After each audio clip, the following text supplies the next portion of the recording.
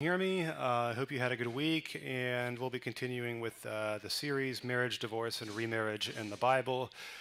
And yes, hey, Jeremy. Ah.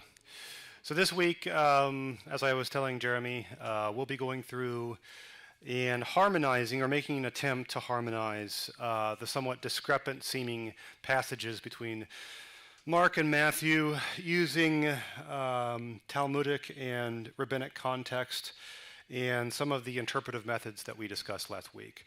So anyway, I didn't know if, because you guys have always been so good about participating, I've never gotten to the end. So I'm just doing this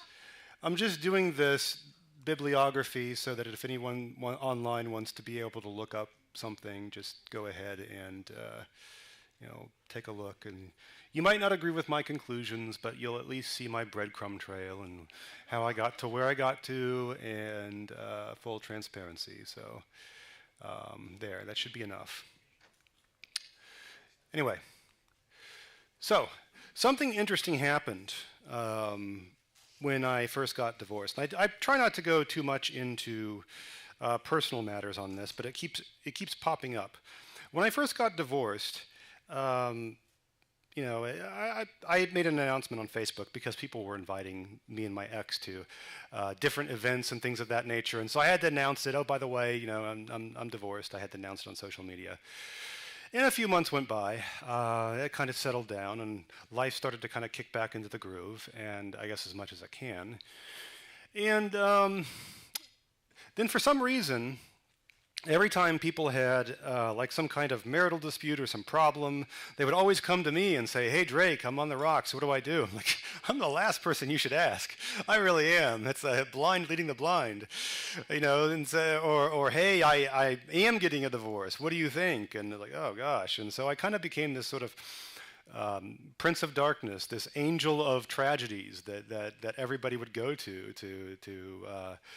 kind of cathartically dispel whatever they were feeling, and it's again something that's really above my pay grade. It'd probably be more for Peter or somebody like that with smicha, somebody with some kind of ordination under their belt. And then more recently, when I started doing this presentation, as I said, I tried to kind of keep it frosty and just make it academic. But I do get people online as well as in person. And it's totally confidential, of course, but they'll come up to me and ask me, and they'll tell me their situation. And they'll ask me, because of what we've been going through, is my divorce legit? Or am I clean? Or what about my current marriage? And it's like, again, it's beyond me. So I will, though, to the extent that I can, try to impart grace, in filling in those blanks and perhaps putting people's minds at ease. But until then, I cannot help you, for I am just a cookie. So there you are. So anyway, a few weeks ago we went over, or no, I guess last week we went over this passage, Matthew 19, Mark 10, and there are some other passages that deal with marriage, divorce, and remarriage in the Bible. But these are the main ones, Matthew 19 and Mark 10. So we'll start with this one. Some Perushim came and tried to trap him by saying, "Is it permitted for a man to divorce his wife on any ground whatever?" He replied, "Haven't you read that at the beginning of the Creator made them male and female?" And he goes through that whole Edenic spiel. Then they said to him, "Then why did Moshe give the commandment?" He said, "Why did Moshe command us that, that a man should hand his wife a get and divorce her?" And he answered, "Moshe allowed you to divorce your wives, not commanded," which was kind of at the time, there was a view that, as I said this many times, but if people haven't been here, there was a view in the time of Jesus that if you suspected your wife of adultery, or if she did commit adultery, in any case, whatever, or any kind of ervat davar, any kind of sexual indecency, you would have to divorce her. It was compulsory in people's in the prevailing opinion's eyes. And so he says, Moshe allowed you to divorce your wives because of your hearts were hardened. That's, I guess, unrepentance, and that's how I'm interpreting that. Doing something that's unrepentant consistently without changing. Then it says, now what I say to you is that whoever divorces his wife, save on the grounds of sexual immorality, or sometimes translated as sexual indecency, and marries another woman, commits adultery. And then here in Mark 10, a little bit of a difference. Some Perushim, Pharisees, came to him and tried to trap him. Does the Torah permit a man to divorce his wife? Silly question. You know? When you think about it, why would they even ask that? Of course it does. He replied, what did Moshe command you? And they said, Moshe allowed, again, the inversion, a man to hand his wife a get and divorce her. But Yeshua said, he goes on and says, whoever divorces his wife and marries another woman commits adultery against his wife. And if a wife divorces her husband and marries another man, she too commits adultery. Now, of course, we know that the wife can initiate the divorce, but the man has to give the get. But here we see no qualifications. We don't see anything. We don't see a mention of any cause divorce, and we don't see a mention of sexual indecency of any kind. And so they sort of stand in contradistinction, these two passages. And so people where I'm at would, I guess, go to this text, people who are convinced as I am, and people who are more fundamentalists say that, remarriage doesn't exist in the Bible, Jesus forbade it. They would be turning to this text primarily. And there are some others as well, but these are the main ones. And, you have lesser ones like Matthew 5:32 and Luke 16:18. And so there are a few, right off the bat, some unique stances that Yeshua has that are not in line with the day and the time that he lived in. I think mostly he was. I think that he might have been 80%, 90% in line with their opinions on general marriage law, divorce, remarriage, those types of things. I don't know what percentage you want to break it down to, but there does seem to be some vast consensus that he was a part of. But there were a few things that I'm going to go over right off the bat. A husband, Yeshua contended, and this is novel, can commit adultery against his wife. Think about that. I told you before, because of the polygamy allowances in the Torah, that it was technically the case that a man could not commit adultery against his wife, but a wife could commit adultery against her husband. So right then and there, he kind of comes out in favor of, I guess, a more egalitarian type of marriage.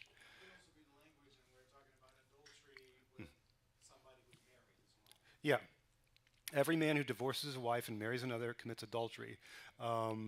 So that you could read it that way.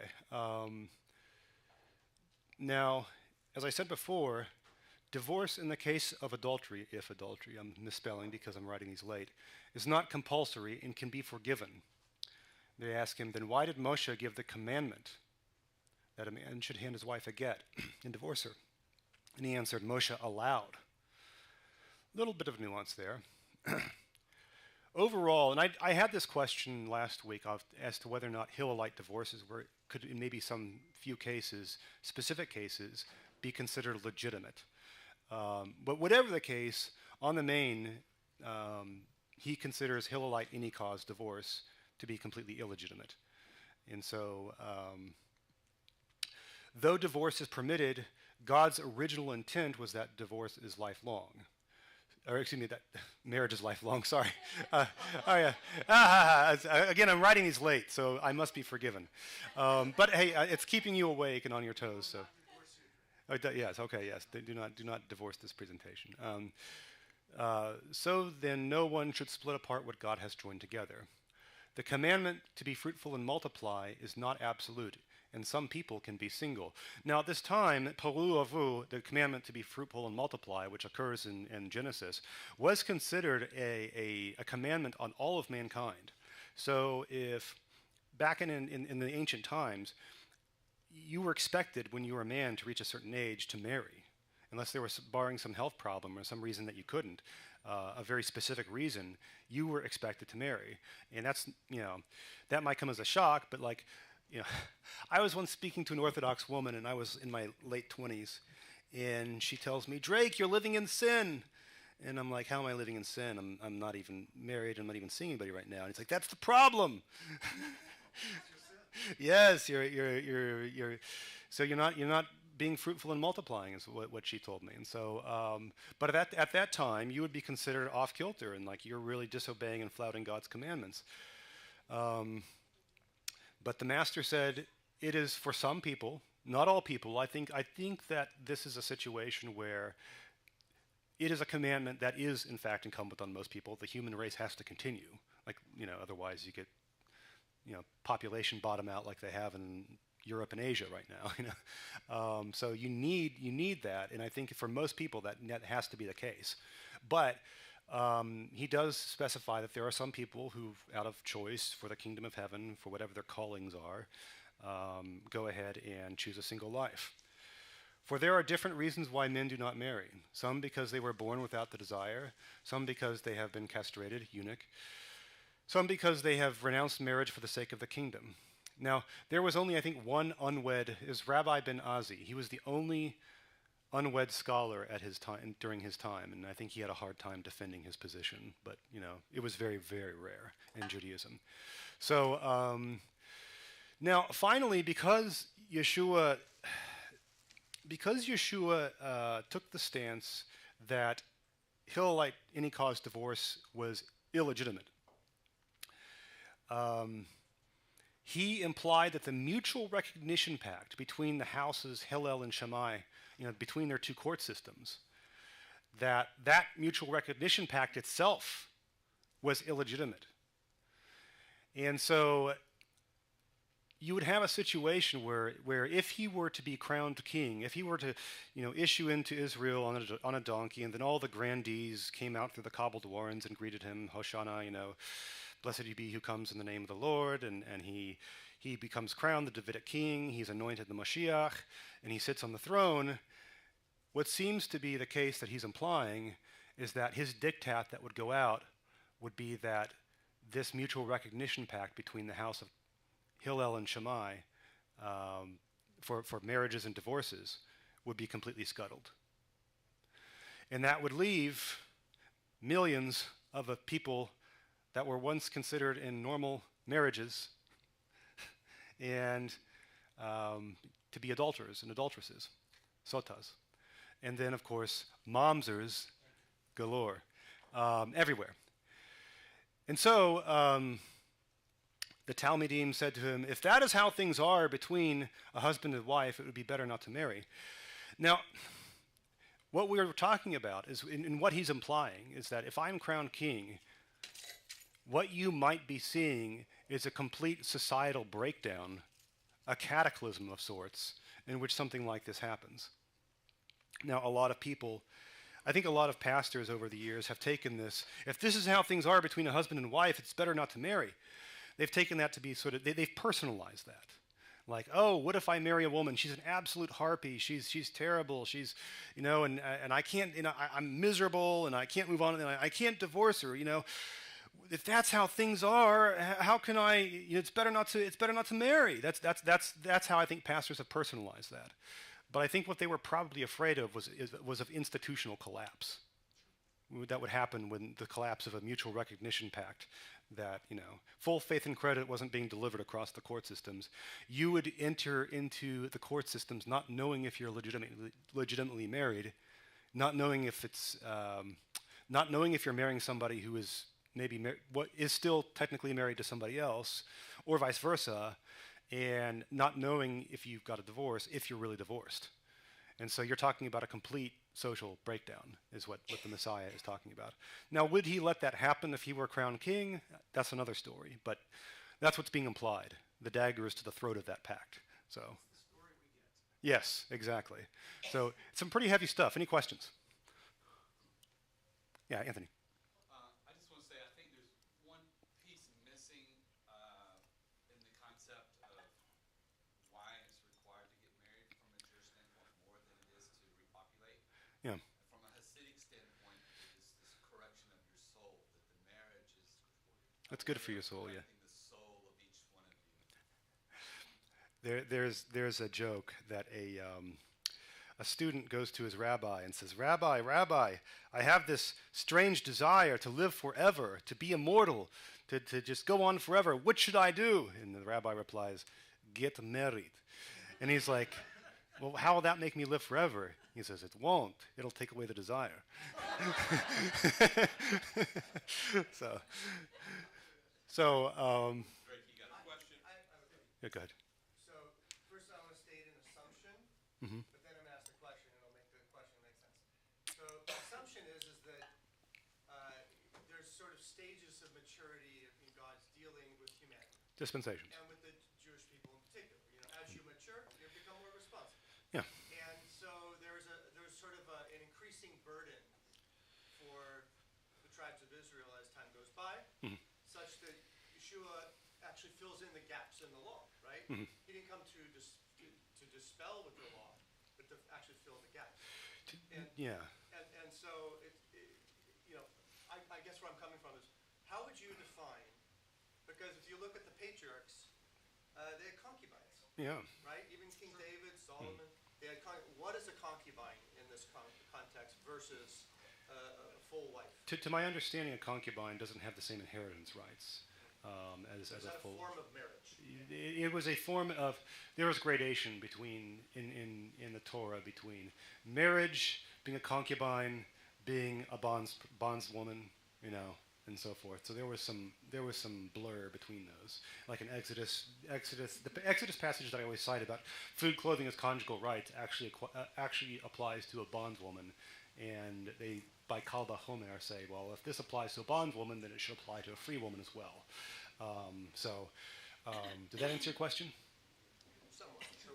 So your question is, where does the concubine fit in? Well, the concubine, yeah. Maybe at this time there were no concubines, but It- obviously yeah, in the earlier time In, there was. in earlier times there were, and yes, that was you're building out your house, but you're saying, okay, I only want my inheritance to go in this direction. You know, I only want my estate to flow So in going this. back to the land. And so exactly, again with the land, again with the patrimony. So, any other questions before I go? Oh yes. Going back to my Baptist church background, when you would hear about the woman caught in adultery, and they would just bring the woman, and the preacher would say, well, where's the man? It takes two to tango, right? Yeah. So is it because the woman is charged with adultery and not the man? Can you clarify that for me? In John chapter 8, there's not enough information. I've looked at that, and I don't know if the woman was technically guilty or not. It doesn't say. It doesn't say if, you know, the Messiah is cross-examining the crowd, essentially, to test for witnesses, and everything falls apart. But you don't really get a sense of, like, did she actually do it or not? And he does kind of hint that maybe, even if she didn't, you know, he's telling her, you know, go and sin no more. I don't know if that means that she was a sinner generally, or she did that specific thing. Again, it just doesn't say. So I don't have enough information. So John is a very interesting gospel because a lot of times it doesn't give us enough information because the bent that the writer of John takes is a very, very spiritual bent. Like there are spiritual lessons we're supposed to derive from that, more so than halakhic answers. And so Matthew is the place where you actually go for most halakhic material, because he will be very traditional in how he will portray things, and Yeah. link things back to Torah very clearly. But when you get to John, don't be looking for halakhic connections, because he actually will do the opposite, because he doesn't want you to go that way. He wants you to understand that there's a message here. The mystical, the spiritual, yeah. Things like Yeah. forgiveness, you know, mercy. Yeah. Like mercy, Just like we look at the it, oh, it's a spiritual, divorce, right. or it's a wrong accusation. That's what our legal mind goes to. But Yeah. our spiritual mind should go to, oh, there's forgiveness for somebody who's caught. Yeah. And like, is that lesson we're supposed to learn? Perhaps. That's what that story is about, rather than us trying to say, well, why? Did she actually do it? Is kind of sort of beside the point. It's not so. a question we're supposed to ask. Yeah. So anyway, returning to this, to anybody who didn't see it, these are the valid grounds for divorce by the time of the Second Temple period. Pretty much every Judaism in existence believed in something akin to this. David Inston Brewer, the scholar I've been studying, he said that he was of the opinion, and I'm not totally convinced by him yet, but he was of the opinion that impotence and barrenness would not be a cause for divorce according to the Messiah. One, because singleness was permitted, and two, because of course there were the patriarchs, the matriarchs that were often afflicted with that sort of thing. So I'll fall in line with David Istanbul, by the way, because the ancient perspective on physical human body is that God is in full, complete control of us and who we are. And so if people do not have an ability to have children, it's simply God willed it so. And that's how people look at it. They don't look at it as a medical problem. Oh, I have a medical problem. Every medical problem is actually a God-caused problem. And if you look at life this way, then all of a sudden you're saying, okay, this is what God wants. So am I going to fight against that? I can't. yeah. So anyway, so there's some things to untangle. But last week I went over the hermeneutical tools that I'm using: limitations of analogy, silence as concurrence, and rabbinic shorthand. Now I don't have time to do a deep dive into those all over again, but needless to say, these lessons, they kind of compound on each other. So if you've missed something and you want to know more, it's all available online. So there are some questions and objections that people might have. Why does Matthew mention any cause divorce and Mark omit it? Why does Matthew give sexual grounds for divorce and Mark omit it? Why does the one verse in Luke 16:18 hang out there all by itself? Isn't Yeshua's Gan Eden a simple answer to the whole matter? No, it's not. Since Adam and Chava were never divorced, does it mean that nobody can either? Doesn't one flesh mean that marriage can never end? Doesn't let no man separate mean that marriage can never end? Now, is Paul flexing prerogatives over Yeshua by allowing divorce for abandonment? If you take the traditional reading of Yeshua, I guess the more fundamentalist reading of Yeshua. How do you conclude that Yeshua supported Shammai's non-sexual divorce grounds if he never mentions them? So I'll do my best to kind of confront each. So I've got a big task ahead of me. So we'll start with Eden, Adam, and one flesh. Isn't Yeshua's Gan Eden a simple answer to the whole matter? And I said this before, not really. It's kind of like, and I mentioned this analogy to politicians getting up and saying that, well, I don't want to be a president of red states or blue states. I want to be the president of all states. And it's sort of a platitude, because at the end of the day, you're going to have to go into the booth and you're going to have to pull for red or blue. That's just how it goes. And so you could come home from hearing that sermon and have a specific divorce case, and you listen to that Gan Eden spiel from Yeshua. It's like, okay, well, what do we do? It doesn't actually say specifically what to do in any specific case. Since Adam and Chava were never divorced, doesn't mean that nobody else can either, since that's the paradigm, right? And doesn't one flesh mean that it can never end? And so I mentioned this before. The invocation of Eden falls under the rubric of the limitations of analogy and poetic likenesses. So as mentioned in the previous presentations, there's a paradox in which the Edenic ideal clashes with the concept of vows. So, for example, wedding vows assume better for worse, sickness and health, richer or poorer, till death do us part. So you have death, you have sickness, you have poor, you have worse. All vows assume a world outside of Eden, essentially. You have bad things. But then the Messiah points to, that Eden as the paradigm. So it's almost the case that any wedding ceremony sort of has a foot in both Eden and in outside of Eden. So not only that, but as I mentioned before, the ketubah of Adam would be very, very bare. He can't offer her food or clothing because it's replete in Eden with food and clothing. He can't commit adultery with anybody because there's nobody with whom to commit adultery. He can't offer a bride price to the father-in-law, and the father can't put together a dowry because it's not a world of purchase and contracts yet. And so there's no two families that have to know each other for the shidduchim process. And so his ketubah would look very, very scant, very, very bare.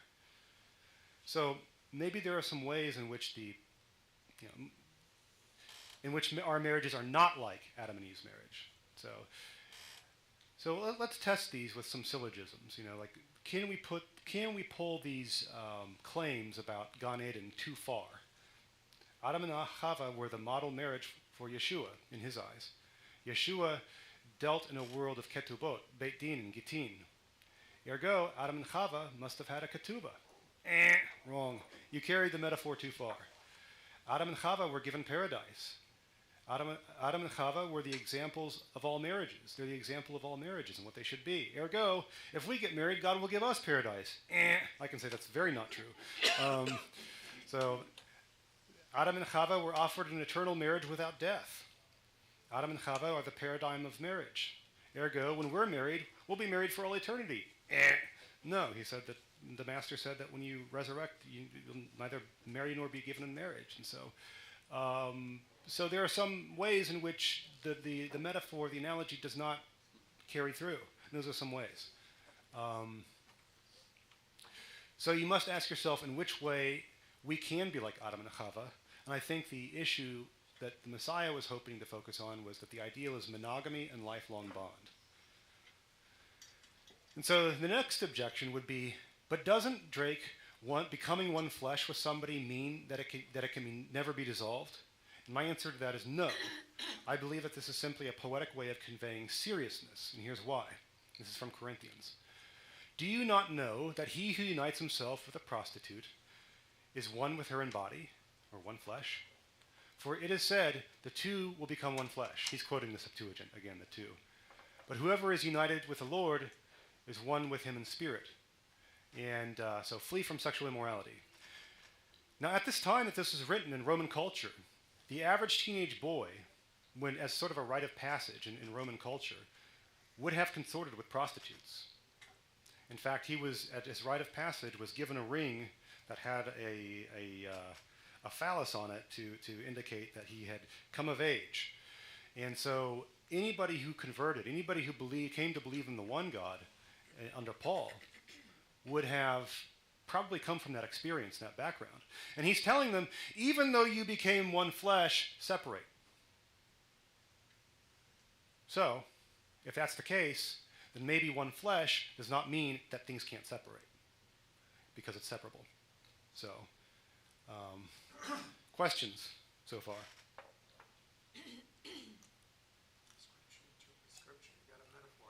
Scripture interprets Scripture. Yeah. So I normally don't. You're right. I normally don't do that. It's normally from the Mishnah or something. Yeah. Go ahead. Well, just one observation, and it's kind of a biological observation. That, Yeah. To my knowledge, I mean, they were very advanced back then, far more than we have, I think, an understanding today. Yeah. But medical science today, we know things about DNA that maybe they didn't know then. Yeah. Certainly God did, of course. Yeah. That's the designer of DNA. But Sure. we now know that the female actually retains, after interaction with the male, Yeah. there is DNA retained with the female from Forever. that male. Forever. I believe for the rest of their life. Yeah. And Yeah. so literally there's a one flesh happening. But Yeah. even if you look at the child, you understand how DNA works with children. Yeah. It's literally a mixing of the DNA of the father and the mother. No, I think the ancients did understand that if I breed this horse with this horse, I'll get this horse, and so, and yeah. So here's some further questions and objections. Why does Matthew 19 mention any cause divorce and Mark 10 omit it? And so why does Matthew 19 mention indecency, sexual indecency as cause for divorce, and Mark 10 omit it? Again, why does Luke 16:18 hang out there by itself? So the brevity and glaring omissions are likely rooted in rabbinic shorthand. Mark was written earlier when any cause was still popular and it really needed no mention. Remember last week I told you about how in this era I could say, don't give your social security number out, and you hearing that would say, unless at a bank or unless at an HR department or a tag office. So in the self-same way, people in Mark's time, which is a bit earlier than the time of Matthew, any cause was contemporaneous. It was on the tip of everybody's tongue. And so if somebody came up and asked Yeshua, hey, can you get divorced and remarried? The average person at that time probably would have associated that with any cause, because that was the one that was controversial. That was the type of divorce that was controversial. So Matthew, however, was written to a Jewish audience, as Peter mentioned, much later, when any cause fell out of vogue. So this new crop, this new generation, might not be as familiar with it. Any cause is one of those things that kind of came and went. It went as fast as it came. And since it was waning in popularity, a new generation of Jewish readers might need it mentioned. And so the same is probably true for the mention of indecency. Does that make sense? Okay.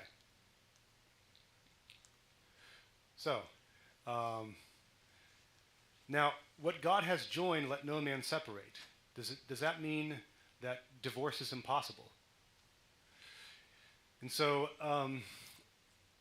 let's go to the context. I'm not using my 3 pillars of interpretation methodology to resolve it, but I'm going to try something else. I showed you this, and I think this was the first week I presented. I showed you a marriage contract from Mesopotamia, from Babylon. Should H marry another wife in preference to W, he will give her 6 minas of silver, and she may go wherever she wishes. May Nabu and Marduk decree the destruction of whoever contravenes this agreement, or what God has joined, let no man separate. Should H declare, W is not my wife, H will give W 6 minas of silver as her divorce settlement and send her back to her father's house.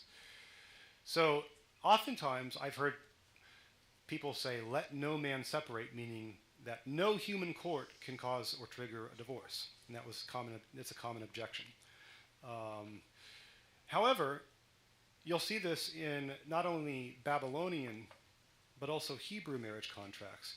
They're evoking the gods right here, and they're saying, in the marriage contract, may Marduk decree the destruction of whoever contravenes this agreement, and then they'll go on right into the next sentence and describe how the agreement can be dissolved.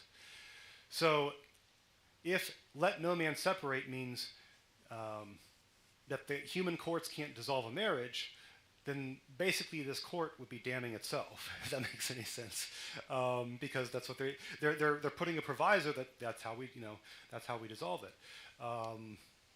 And here, right here, on this date, this is a Hebrew contract.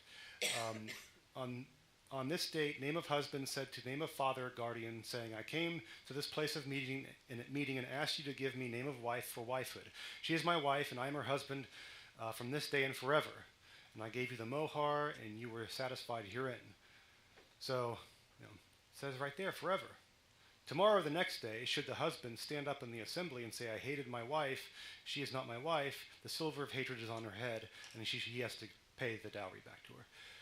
And so, what God has joined, let no man separate, seems to have been quite common language in the Middle East for these types of agreements. But let no man separate, it didn't mean that the courts couldn't do their job, essentially. So otherwise, you wouldn't have let no man separate and provisos about divorce in the next, in the same contract. So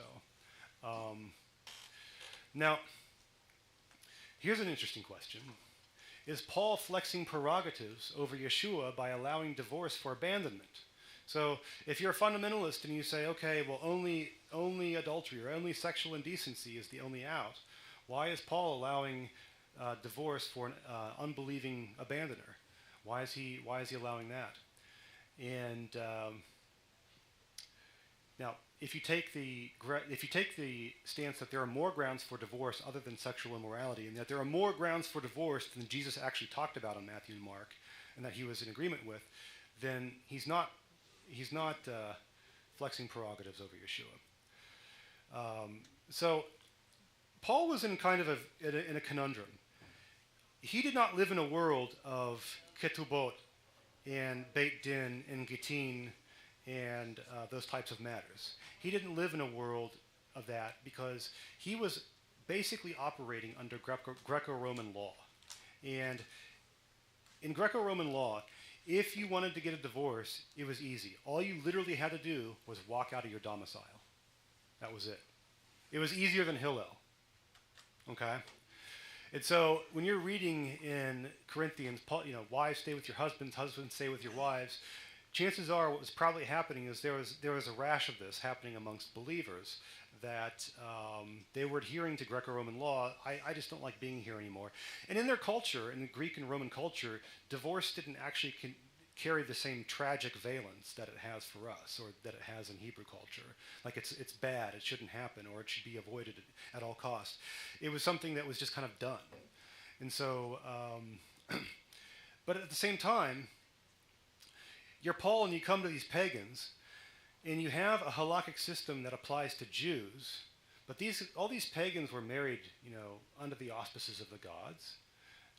They had been divorced, perhaps some of them under Greco-Roman divorce by walking out. And so Paul could come to them and he could say, all your marriages are illegitimate, but he doesn't do that. Yes, go ahead. Don't you think Paul, though, surely understood in this this term that I learned here of Valcomer?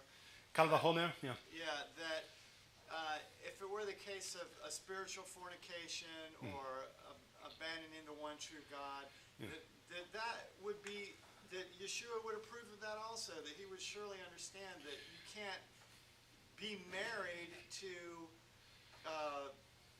the devil and me and be blessed in this triangle that God set up as God and then the two spouses. Don't you think that he would understand that concept? Honestly, I think that he came down on the idea that if you are married to somebody who is still in paganism, you've converted to, let's say, the monotheism, but you have a spouse that's still in paganism. Paul said that if they're willing to stay with you, you should stay with them and keep your word. That seemed to be something that he was. I don't think he was holding Gentiles to the same strictures that he was holding Jews in the ketubah, in the Beit Din ketubah structure.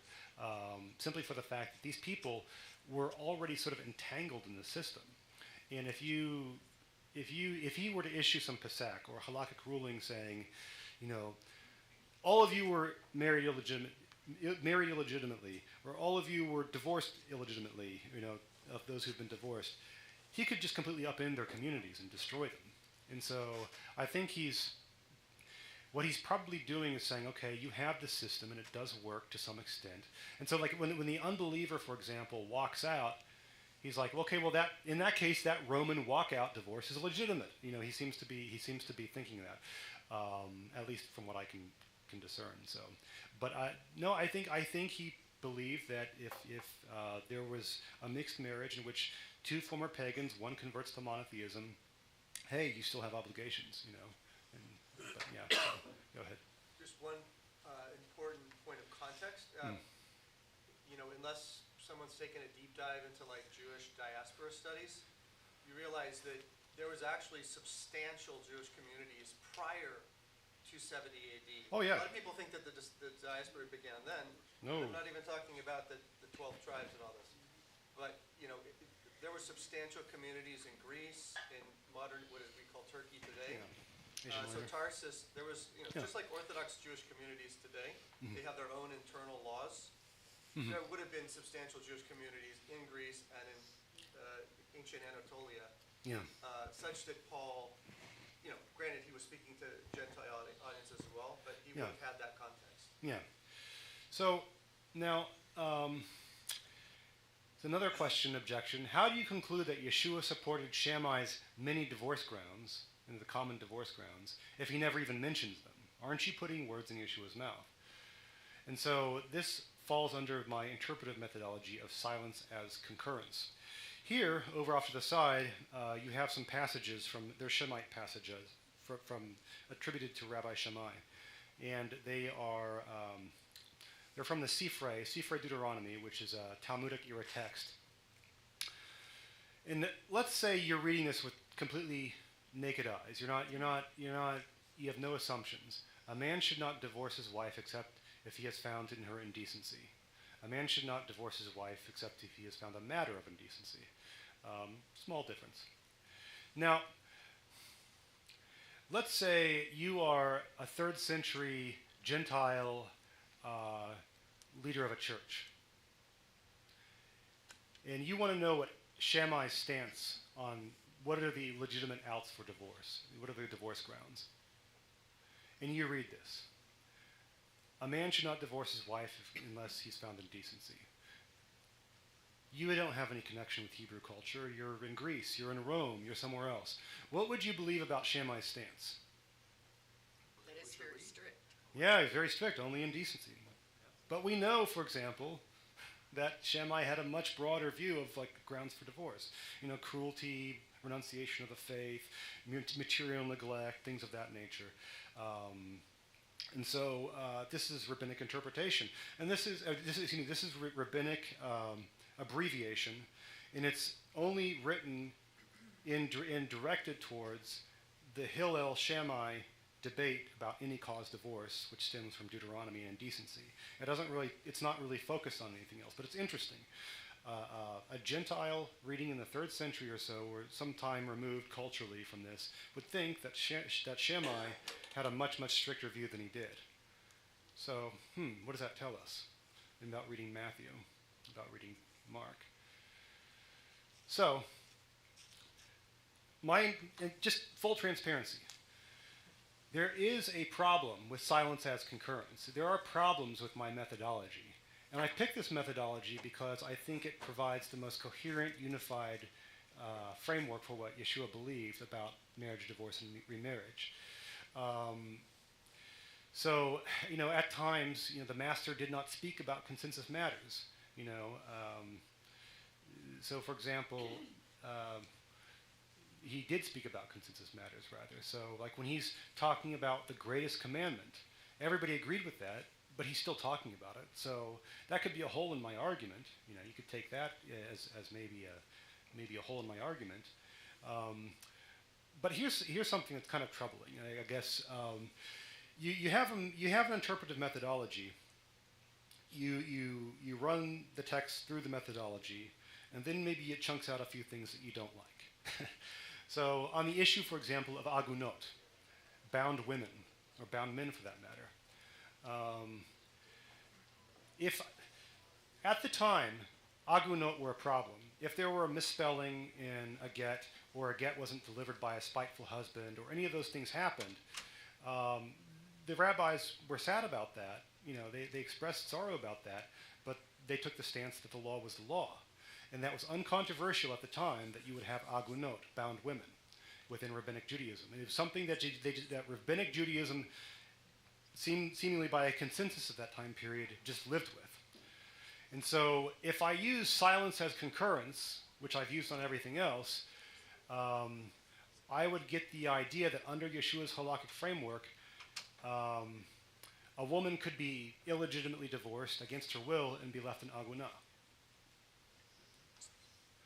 So that's kind of troubling, because we always want to assume, Jesus, meek and mild, right? So my interpretation also doesn't address the, agunot on lack of proof of death, a faulty get, a traveling husband who never returns or abandons. So, taking silence as acceptance, taking silence as concurrence does have its issues, because there were some things that the sages of that era seemed to all be in concurrence with that might give us pause, that might give us problems, but at the same time, Yeshua never talks about it, so I would assume, based upon my take, that he might have been in agreement with it. So, at the very end of Matthew, there's the dire national consequences of Yeshua's hard teaching, and it takes the reader, and it takes the people at the time to a very, very dark place. Half the nation, and maybe people we don't know, next door neighbors, and people we don't know, or people might be adulterers and adulteresses and not know it, and people might be mamzers and not realize it, and it might be to the tune of millions based upon his ruling, and this could destabilize an entire country. Better not to marry, if that's the situation between men and women. And so this is something I kind of struggled with it, like on an emotional level. Would the master's hard teaching punish the innocent? If there were a woman, for example, that she was divorced against her will illegitimately, her husband just didn't want her anymore. He wanted to upgrade her, so he took her to a Hill-like court and handed her a get. And she's like, I don't want this. I don't want this. I want to stay with my husband. I want to fulfill my vows. Blah blah blah. And he divorced her anyway, put her aside. She would be an aguna according to his teaching. And she stuck, according to Jesus' teaching. Yeah, that's rough. And so that's a pill. So there's a more fundamental question. Yeshua always sides on this errs on the side of mercy. And so, would he, if he were crowned the king over Israel, would he allow this to happen? Would he cut off half of his own people? Would he, And so maybe, perhaps, if he were welcomed into Jerusalem, in the Gospels and crowned the Messiah, maybe he would do something like this. He would get up in front of everybody like the Pope does in the Vatican, and he would say, "Hear ye, hear ye. I declare, with the help of the Sanhedrin, all marriages for the last 2,000 years void. Nobody's a mamzer, nobody's divorced, nobody's married." Nobody's an adulterer. Reboot. Maybe he would do something like that, or have a plenary amnesty. I don't know. But the consequences of that not happening, or something, the consequences of him not doing something like that would be half the nation would be karet. And that'd be dire. That'd be like the Babylonian exile happening as a consequence of his coming, which would be terrible. And so, I don't know how to get around it. So, it's just like. Come to me, all who are weary and burdened, I will give you rest. Take my yoke upon you and learn from me, for I am gentle and humble of heart, and you will find rest for your souls. For my yoke is easy and my burden is light. Really. So, that's tough. Not without teaching. That's a hard teaching. What? If you take it for what it is, and this is, I think it's an important part for us to understand. When we read the gospel stories, what is their purpose? What are they trying to do? We have halacha, we have laws, we have commandments, we have a long history of these things that are being developed. But if you believe that the Gospels came to replace all that, or to upend all that, or somehow contravene or add another layer, whatever version of replacement people want to accept, if that's what you believe, then you're going to end up having to basically answer for that by saying this is how it is and it cannot be any other way. Or you can allow a possibility that we have speech and silence on other matters because those matters were not problematic or they didn't get included into the storyline for only that one simple purpose. So if we say this is all the revelation we need and that's all we're going to take and we're going to operate from that and that alone, then we're going to be in a problematic place. Unless we could be misconstruing the genre, or so to say, using a proverbial hammer to drive in a screw, which is not what it's meant. Are the Gospels designed to give us these types of tools and lead us down that path, or maybe they're supposed to do something else for us? And that's a big question, sort of say, that these studies force us to answer. Yeah. So this is a quote from Rabbi Nathan Lopez Cardozo. He writes in his book, Jewish Law is Rebellion. Good book. You should all read it, by the way. Jewish law. It's a great book. It's a great book. title. Two most striking cases which show how far the sages were prepared to go in finding loopholes are the mamzer, which is the subject of this chapter, and the aguna. Since the rabbis, according to our theory, considered both of these laws flawed and perhaps relics of a primitive society which the Jews at the time were not yet able to dispense with, they argued that they were obliged to at least limit the damage until the day when these laws could be abolished altogether. This, after all, was exactly what God and the Torah desired. Ideally, the Torah does not want such laws to apply, since they violated spirit, mercy, forgiveness, life, according to which no one may ever be punished for another's transgressions or become the victim of the law because of a malicious husband. So, he basically says you can't do away with the commandments. You can't just away with them because they are part of the Torah and they are eternal. But at the same time, the sages did, at the time period, have problems with the issue of, like, let's say the mamzer, for example. The mamzer was basically somebody who was, according to the commandment, made a pariah, according to Deuteronomy, I believe, made a pariah because of something their parents did. They were cut off from the assembly. And the rabbis had a real tough time with that because although it was a commandment, it came straight from Moshe, which came straight from Sinai, it came straight from God. They were like, well, this seems to violate the spirit of the Torah, which is you don't punish the innocent. You don't punish the innocent, like the child, for example, for what the mistakes of the parent. Everybody dies for his own sins, as Devarim says. So I tend to think that I don't think that the master, and Brewer's with me on this, I don't think that the master would have let this go on. He would have done so if he were crowned the Davidic king and made the Messiah that year. He would have done something, I think, to prevent this from happening. I think that he might have some plenary stroke of mercy using his kingly and juridical prerogatives to try and find.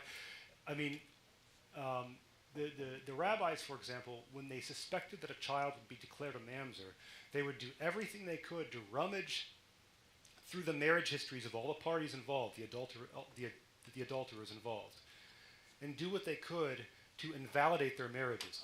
You had some pagans at your wedding. There's a misspelling in your ketubah. Whatever. They would do everything they could to invalidate the marriages, so that that child would not be a mamzer. And so I tend to think the Messiah, being who he was and his character, might, I don't know, I say plenary amnesty, who knows. But nevertheless, it was a hard teaching. And again, saying it is better not to marry if this is the situation between a man and a woman is not about your church pastor saying, oh, marriage is hard.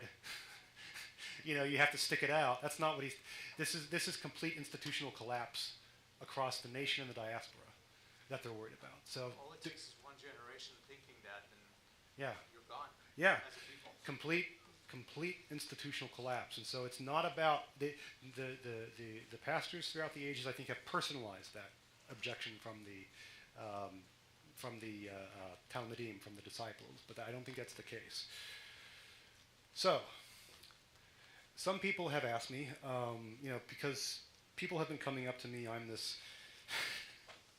angel of divorces now.